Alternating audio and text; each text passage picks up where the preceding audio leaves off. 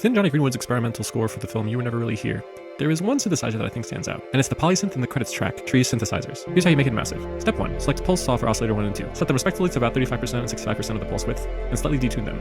Make sure they're applied to filter 1. For oscillator 3, make that a sine wave, bring it down 2 octaves at an amp value of 50%, and set it to filter 2. Step 2. You want 2 filters that are both low-pass 4s.